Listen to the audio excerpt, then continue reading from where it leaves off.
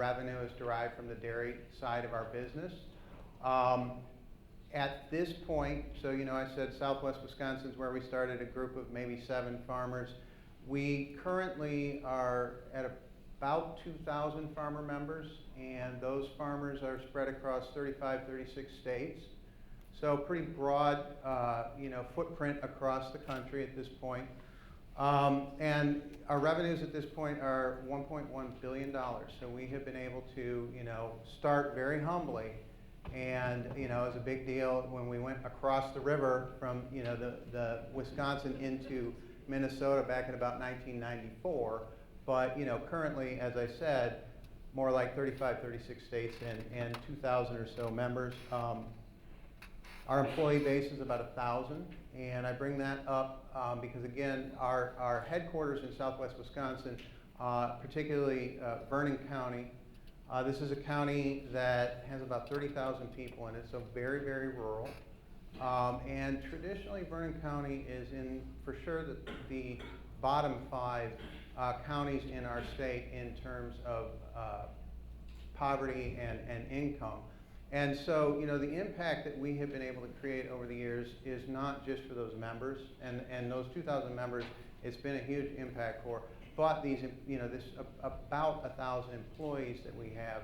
So we're creating jobs, most of which are in this small area of Southwest Wisconsin, and they're good jobs. We this year instituted a policy where we now have a $15 an hour minimum wage. Anybody that works here will make at least that. And so, so it's a commitment. We recognize that, yes, the farmers are the members.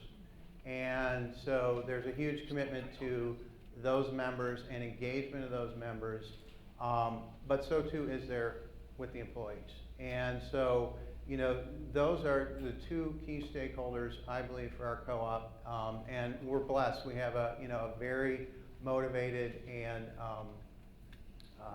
aligned with the cooperative values employee base. So it's not just those farmers. I think both of those groups working hand in hand. I often talk about, that's sort of the partnership that makes the engine run at Organic Valley.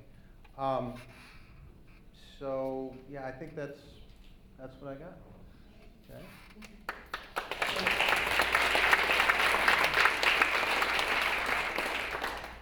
Okay, can you hear me? My mic keeps going out. Okay, great. So Mike, next is Mike Kaiser, who's the CEO of Bark Electric Co-op in Marlboro, Virginia. And so just tell us a little bit about your story and how your co-op. Sure. So Bark Electric, it's actually an acronym for the counties that we serve: Bath, Allegheny, Rockbridge County. We're about 3 hours southwest of here in the Shenandoah. We serve mostly the Shenandoah Valley up into the Allegheny Mountains to the West Virginia border, to our western territory, and our eastern territory we go to the top of the Blue Ridge Mountains.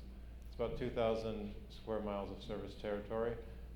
We've got more trees than people. We've got about 13,000 electric meters right now. And really the history of Bark is I'm going to tell you the story because it influences what we're getting into today, which is high-speed internet. But the history of Bark is really the history of rural electrification across the country. In Virginia, Dominion, the predecessor to Dominion, had cherry-picked the densely populated areas back in the 1920s and 30s, and the rural folks did not have access to electricity. So they formed electric cooperatives to bring power, poles and wire and electricity to their farms and their homes and their businesses. And that's the foundation of Bark. We started in 1938, it was formed. 39, the first customer got connected. And really, we through a program at the USDA Rural Development, Rural Utility Service, we're able to bring electricity to every single member who enters our territory now today, no matter how remote or how far away you are from our power lines. We'll bring you electrical power.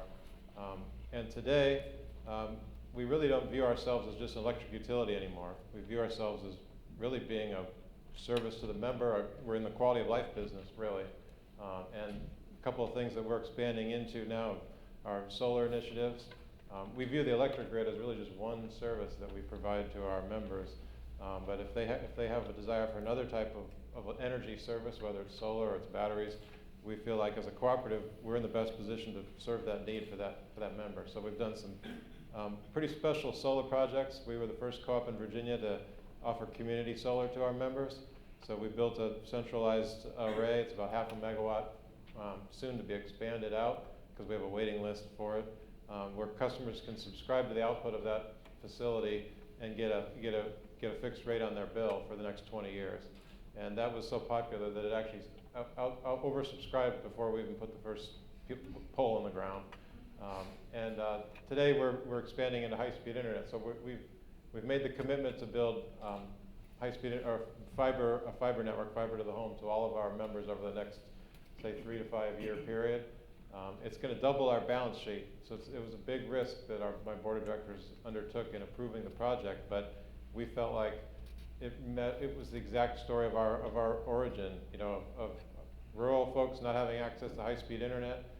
The city of Lexington and the more densely populated areas around our territory have access to internet through Comcast, but our folks don't. They are either on dial-up still, if you can believe it, they're on DSL, or they're on satellite. Many of them have never even streamed a Netflix movie, if you can imagine that, today. And last week we just went over 500 connected subscribers to our network, and we've got over 800 signed up right now. And we're growing so fast on the broadband side. I really do believe that in the near future, broadband is going to eclipse the electric utility in terms of the demand, because the number one question my board and my staff at BARC get is, when's internet coming to my house? But the customers just can't wait for it.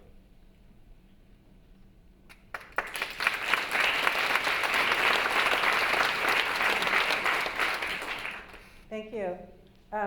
So Paul Bradley is the president of Rock USA out of Concord, New Hampshire, but a national effort for residents of manufactured home communities. And so Paul, can you just tell a little bit about your folks and the co-op difference, the co-op impact? Sure. So Rock USA is a nonprofit social venture based in Concord, New Hampshire. We've been operating nationally for 11 years. We started in 1984 in New Hampshire, scaling the cooperative ownership model in manufactured home communities, or what many people know as mobile home parks. So between 1984 and 2008, New Hampshire became home to about 5,000 co-op members in roughly 80 manufactured home communities or mobile home parks. And over the last 11 years, we've grown from 80 communities to 237 communities and 15,500 homeowners, members. That really is, we doubled the number of homes in co-ops in the first 6.5 years of Rock USA operating nationally, and have again gone from 10 to 15,000 homes in the last 3.5 years. And what we learned in New Hampshire is true nationally. Homeowners, when they own the home but rent the land under their home from a third-party investor, are highly motivated to form a co-op and buy the land when given the opportunity. Homeowners have demonstrated, A, their interest in doing that, and 2, their resilience, their sustainability of ownership. They have, in those 237 communities, not one of them has ever resold their community, filed for bankruptcy, or faced a foreclosure. And these are all low-income neighborhoods operated on a democratic, cooperative basis. It's really a pretty remarkable record for these communities. We are scaling this nationally through a network of nonprofit organizations, a number of cooperative technical assistance centers, some of who are in the room, Cooperative Development Institute, Northwest Coast Development Center, and perhaps others. It's a social venture with local boots on the ground, able, expert technical assistance providers that help homeowners through the purchase process, but also over time through their ownership phase, and a national community development financial institution, CDFI, to finance co-ops around the country. And we firmly believe that one cannot scale if one's not thinking and operating sustainably. So we not only think about sustainability at the cooperative level, but also at the national social venture level and throughout the network of cooperative technical assistance centers. So, so that's who we are. I'd say in terms of cooperative impact in communities, it's pretty outstanding. The fact of the matter is this is a group of homeowners that live with tremendous insecurity. So Folks who listened to the 99% Invisible podcast heard a story about a group of homeowners in Salt Lake County, Utah. Their community was threatened by redevelopment. In the manufactured home community sector, you can be evicted for change of use because, again, the land is owned by a third-party investor. So these 60 primarily senior homeowners banded together, bought the community because 2 local developers were actually sympathetic to their plight. They had tremendous support from the city, the state, but it really took local technical assistance and a national CDFI and our expertise to help make it all happen for them. They are now safe and secure in their community. That is really what resident ownership is all about, safety and security, but not in just the traditional sense of feeling safe in your streets, but actual, in manufactured home communities, the roads, the utilities are all owned by the co-op, so, and previously owned by third-party investors. So safety and security in manufactured home communities includes sewer systems that work, water systems that work, electrical systems that don't fry people, roads and drainage and tree maintenance that are all attended to. And security also includes economic security, as I said, from risk of community closure and excessive rent increases.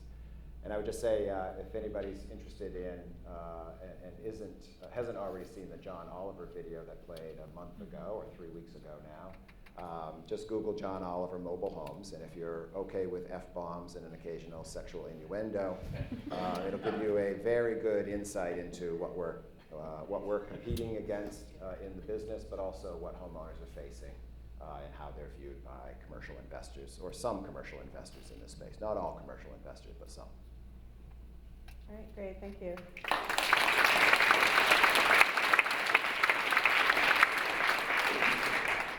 Okay, and our fourth speaker is Carla Decker, a local hero, a president and CEO of the DC Credit Union here in the district. Well, good afternoon, everyone. My credit union is right here in the district. It was formed in the 1950s, and it was formed to serve the local government workforce, majority of whom were African American and literally had no or very little access to financial services, particularly to access to credit. So they formed this co-op, and the credit union operated for a number of decades. And then about 20 years ago, or more or less, there were a lot of changes that took place in the district in terms of demographic shifts, in terms of even age and gentrification. If you saw a recent article, DC is the most gentrified city in the entire United States. And that comes, with pluses, but it comes with a lot of minuses as well. For instance, in the district, the most prevalent poverty takes place in